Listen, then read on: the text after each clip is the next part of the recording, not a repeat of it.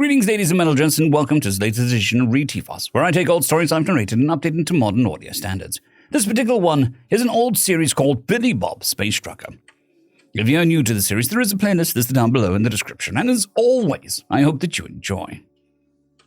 Chapter 3. Diplomat Emily, please respond.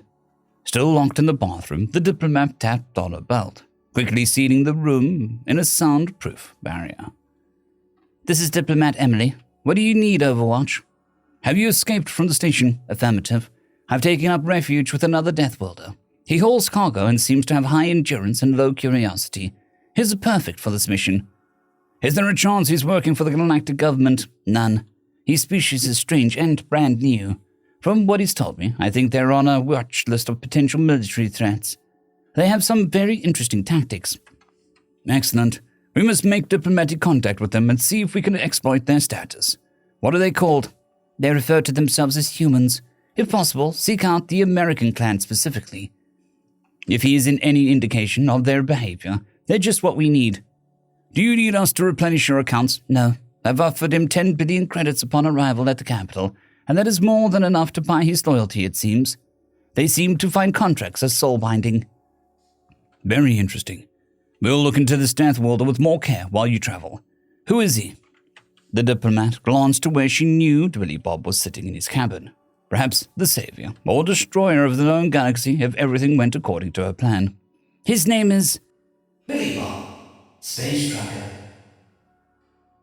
In the cabin, Billy Bob had the sound system turned up as he hummed and tapped the controls with the song. Give me a job, give me security. Of course, he was singing along, but couldn't hold a tune to save his life. Emily soon opened the bathroom and returned to the main cabin. But with the music so loud as it was, he had no idea that she was behind him. Gotta be a blue-collar man. He was shouting more than singing at the end while playing an invisible set of drums as hard as possibly could. When it was over, he heard the cough from behind him and nearly jumped out of his seat. Jesus, don't sneak up on a guy like that. He quickly turned the music off as Emily took a seat in the co-pilot chair once more. Is that some sort of caste war song? She asked as she looked over at him. What? No, sort of. Look, we don't have castes. We choose our own jobs and people can move from one job sector to another. It's just an awesome song and part of my group industry. I don't know the right term for it. So what is blue collar? Means that you work a job with a high physical demand, mostly. Long hours, cramped conditions, stuff like that. But don't let that fool you. Plenty of us are intelligent and cultured just fine. We just like having our life be a bit simpler. I come from California, for example, which is mostly known for hippies and yuppies, and artsy-fartsy types. But most of the state is common folk like me. Work hard, drink beer, that sort of thing. I never really bought into the other image of my home. Aside from becoming a captain of a dance team at school, I fronted all over the style of those gubby shits. Step up on my turf and you better bring it, or else I'm going to serve you just as hard as you might well gotten F and the A. Emily was quiet as she stared at him. You lost me completely halfway through. He waved a hand at that. Never mind, not important. So what's up with the arseface guys? The who? Those space crabs who were trying to kill you when we met. He waved a hand, since he couldn't be bothered to check his translator for the actual name. Now that he had their custom input set. Oh, the arsefaces. They are from my home system. They evolved on a nearby planet. My people and theirs have been enemies since our early spacefaring age. But since we both evolved for our own death worlds, our struggles have been on other systems since our homes are useless to each other. Wait, you're a death welder. They were too. They kind of died pretty easy for death welders. You have to remember, Billy Bob, that we evolved on standard gravity worlds, not your high gravity one. They are perfectly adapted for their planet, I assure you, as I am for mine. With that, she reached up, finally pulling back the hood, revealing some sort of fabric that had covered her face, which Billy Bob had mistook for shadows. He gasped as she revealed the sleek-looking head covered in soft white down, with a pointed muzzle that had a few sharp teeth exposed, and one eye on each side of her pointed face. She looked like a bald eagle, and he'd seen her fly. A space eagle, that's awesome! He quickly got up from his chair, rushing back to the fridge in the cabin and returning with a can of beer and handed it to her while she looked confused. Here, just say, I am the embodiment of freedom and liberty and I love America. Emily looked at the metal can being held in one of her hands and back up at Billy Bob. I am the embodiment of freedom and liberty and I love America. Fuck yeah! He gave her 2 thumbs up while grinning like a maniac. What's in the can? Beer. You said that before. It doesn't translate. It's a carbonated alcohol, He was about to go on when she popped the tab, and then bit the side of the can in order to suck the beer out with surprising speed. He stood there, wide-eyed and open-mouthed before she finished the beer and slammed the empty can against her forehead to crush it. Fuck yeah! Mittens jumped behind him at the sudden yell, but Billy Bob wasn't paying attention to his cat at this moment. You are awesome, lady. You're the best fucking diplomat I've ever met in my life. How did you know how to do that? My people consume alcohol like that in a ritualistic fashion. It's to show trust that you aren't giving us a lethal dose of alcohol. I like the carbonation, though. That's new. What's it for? Helps you get drunk faster. He smiled and lifted a hand, open palmed in the air in front of him. Nothing happened. Then he pointed to his open palm. Hit my palm with your palm. There was a pause before Emily reached up with one of her hands and tapped it against him. Harder! She repeated the motion with more force this time. What's a high five? We do that to show excitement and joy. Interesting. Mine? I don't know. He was too excited to be anything other than loud and enthusiastic at this point. When she pointed behind him at Mittens, he picked up his startled cat before she could say anything. This is Mittens. That's his name. He's a cat, specifically a Martian marauder. Cats are animals of varying sizes on my home planet. They're fuzzy, and if you pet them, they purr. They show affection by harming you just a little. They eat meat. He gave the creature a firm belly rub as it squirmed and then tossed it back onto his bed. The cat looked like it had been gravely disgraced and began to clean its fur. Why are you so excited? Because you're awesome! All of these damn Xenos I meet have crappy names and crappy customs and crappy attitudes about crap. But you look like a bald eagle, you shotgun beer like a pro, and have a good goddamn name. Emily looked slightly to moderately confused, but nodded slowly, as he seemed far too excited over this. Well, sorry if I'm a little too eager and loud, lady. Just never met such an awesome Xeno before. Still grinning like an idiot, he got back into his seat to check that they hadn't drifted off course or anything life-threatening. Well, then I guess we're off to the start of a good friendship, Billy Bob. Fuck yeah, we are! So, how long do you drive in between breaks? We've been moving at about 3 hours. Do you require time to rest or sleep? Not just yet. After eating, I'll go about 6 hours before eating again, roughly. Then I'll sleep about 3 hours after that, roughly. How about your species? I should take a nap soon then, and wake up when you're ready to eat. Do you have other bedding? She looked back at the single bunk further back in the cabin, where Mittens was performing some yoga as he licked himself. Can I, move him? Yeah, just put the fuzzbot to the ground. Emily moved back towards the bunk, and Mittens looked up at her. She looked back. Then they engaged in a staring contest. Unblinking Space Eagle against unblinking Cat. The test confrontation behind him was lost on Billy Bob, as he brought out some headphones so that he could listen to music while she took a nap. Working man time. The staring contest behind him finally ended as Mittens broke first, and Emily tossed him off the bed in victory. The cat huffed and quickly climbed up onto Billy Bob's lap for consolation petting, while the trucker bobbed his head to the tune and kept their ship from drifting into any other ships traveling through the FTL lane. It hardly seemed like 3 hours when Billy Bob felt something tap his shoulder, and he jumped up, sending Mittens flying through the lower gravity cabin and up onto the dash. All right! He pulled off his headphones as Emily stared at him. Sleep well? I'm a little surprised. You drove for 3 hours more without any real company. Yeah, sure, no problem at all. I once had to drive a double about 30 asses out of my way to avoid some local smokies and make it to my 99 on time. No sweat. He paused as he saw Emily's blank stare. I drove all day to make a detour around space cops. See? How is that not easier to say than what you said before? It's a space trucker thing. Want to get something to eat? The Space Eagle shrugged, and he turned back to his console. picking the annoyed mittens up and setting him on his lap so that he could start spinning down the engines, and pulled out of the space lane to get to a refueling station. Hey, how common are the spacefaring death warders anyway? I was thinking about it while you were sleeping. We are fairly uncommon, but not too unique, and most are highly adapted to one specific climate.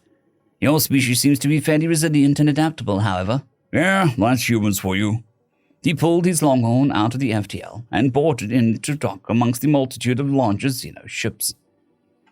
His looked lost amongst the Atlas-class cargo trawlers, and more specific local variants, but he really didn't care. Emily pulled her hood back up and followed him out into the station. Just like at the other, he followed the flow of the crew to the center, towards the restaurants and entertainment venues. Unlike last time, it seemed like far more of the crews were eating whatever meal their internal clocks told them it was. But he had no problem shouldering crowds aside to find a place that looked like it had food that he could eat. The issue came when he pushed past a group of green space geckos with bug eyes. Space gecko flies? Space flaccos? Hey, you ugly native creature's illegitimate son. Watch where you're going. You're dealing with a squad of space flacco. Rangers, you know. He sure was glad that he was so quick with his translator functions in his implant. Otherwise, he might have to learn some of these Xenos' names. Listen, Sparky. I was just walking through to find a place to eat. He turned to walk away, but the creature snapped its fingers and 10 of the flaccos spread out. Then some sort of awful synth Xeno music began to play as Billy Bob groaned. A floating orb began to change colors above them as they started to perform what he supposed was a dance. It was one of those races, apparently. They performed their dance as the Xenos around him spread out to give them space. He could hear the oohs and ahs as they showed off their physical prowess. But he was tired of it. He grabbed the floating orb as they looked confused, then he turned it over to find the input port. Pulling out the Galactic Standard USB, he plugged it in and selected a song in his implant. Blame it on my roots, I showed up in boots. He began to line dance to the I've got friends in low places as the Xenos around him were shocked. A single creature dancing back to a squad of flacco rangers. He had no idea what flaccos were, but everyone was shocked. His poise, his grace, his hands tucked into his belt. It was like he didn't need them for balance. Sheer madness. By the end of the song, the crowd was silent.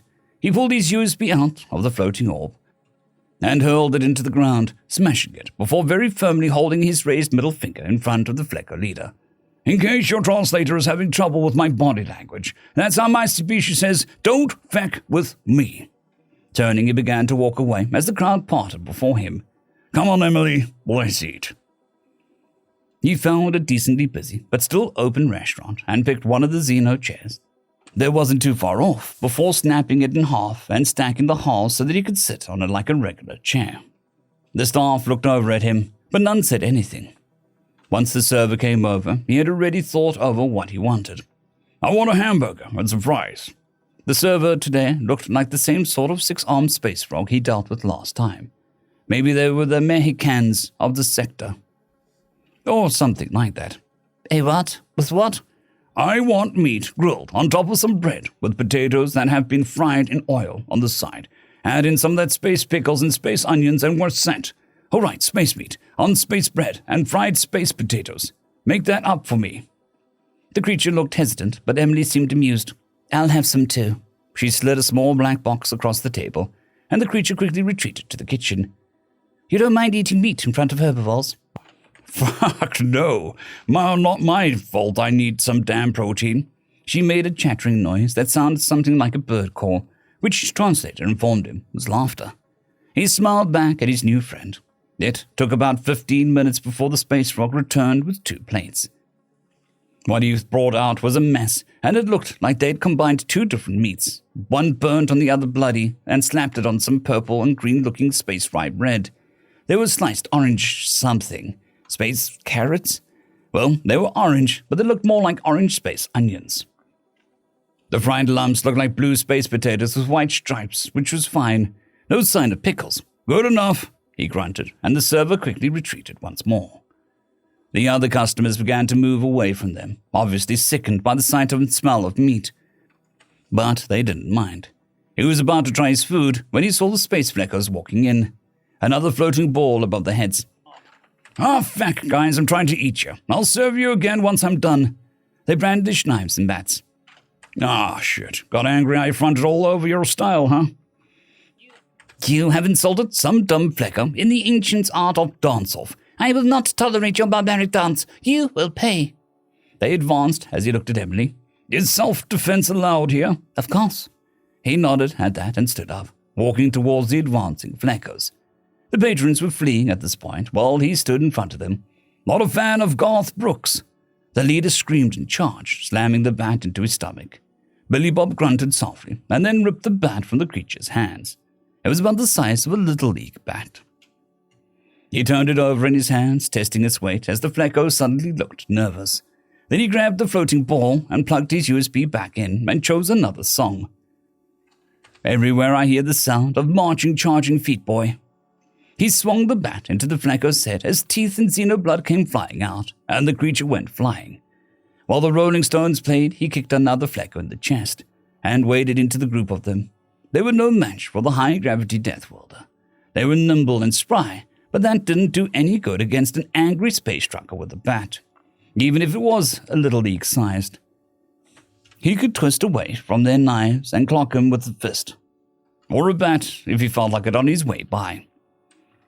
They tried to stumble past and regroup to attack him all at once, but that just meant that it was easier for him to catch 2 or 3 with a single swing of the bat. Billy Bob had been in plenty of fights growing up, and even more since he became a space trucker. He had no problems using his mass to his advantage, as at times he simply shoved a flecko to the ground before jabbing it in the face with the end of the bat, or even picking one up and slamming his face into the fleckos. It was a tactic that worked very well for him. Finally, the song was ending and he mopped up. Just one flecko still conscious as he picked it up and threw it out the front window. Or so he thought. Instead, what he thought was a window shimmered, and it flew straight through. "What the fuck? There isn't glass in that window." "No, just a holographic display," Emily told him. So he cursed and picked up a bottle from a table that hadn't been destroyed. The flecko was surprised, but started to get up, until he threw the bottle out the same window and into the thing's face. The glass shattered, and he grinned before sitting down as sirens sounded throughout the station. He sat down at his food with a smile. "Nice way to work up an appetite. Just explained to the cops I was defending myself. Simple little brawl, nothing big." Emily stared at him from her shadowed hood and said, "Those were local soldiers. The cops are probably bringing reinforcements. When I said self-defense was allowed, I didn't mean in the sense that they'll let you almost kill a squad of special forces." Billy Bob quickly grabbed the food and began to run out the door. "Get your meal. We're having takeout tonight." The diplomat sighed and grabbed her food as well, rushing to catch up with the fleeing space trucker as they escaped yet another refueling station. And so ends another chapter in the life of Billy Bob, Space Trucker. I would just like to thank the T5 supporters: Bushmaster 117, Casper Arnholtz, Dragzoon W.R.E, Elijah Silvercross, Gray, Jon Creighton, and Sevaren Serberous. Thank you very much.